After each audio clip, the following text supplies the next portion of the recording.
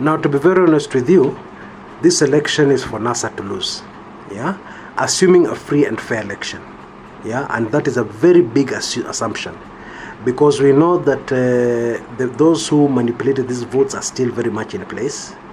The server which did all the, the server where all this dirty work was done has not even been open to the public by the time I've made this recording.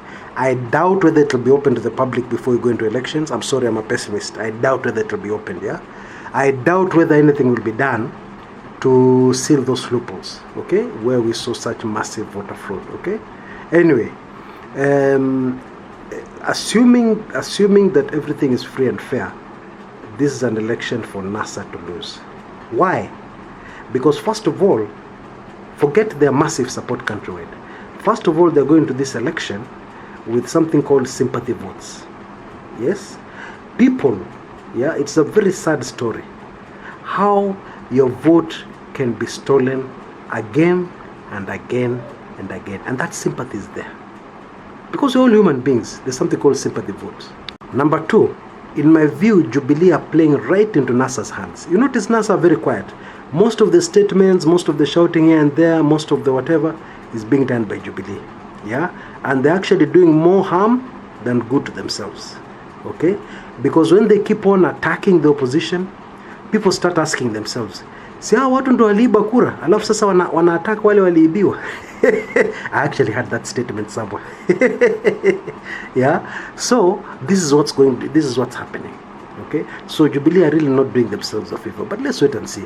I think obviously if you're controlling state machinery, if you have access to the server, if you can adjust from 34 years, I don't think you need to put much brain into campaigning. There's no harm. You'll still get your 70+1, yeah, as we are being told by Jubilee people. Yeah. Anyway, if you have noticed, NASA's campaign is much more focused than Jubilee's. What do I mean by focused?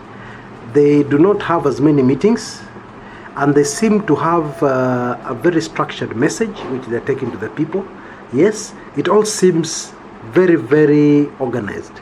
If you look on the other hand at the Jubilee campaign, to be very honest, it looks haphazard. Yeah, very wild statements.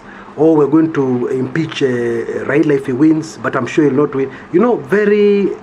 There's no direct single message, yeah, that you can actually identify with. There's no single message that is being repeated and repeated again.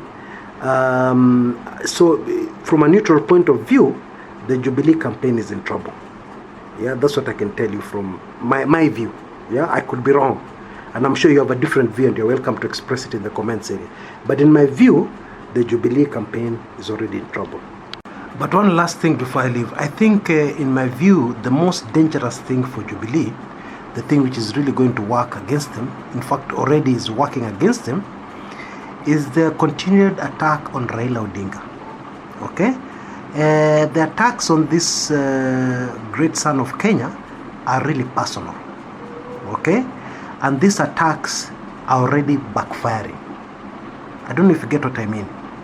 You can attack somebody so much that people start asking, are all these things true? Why do these people have beef with this guy?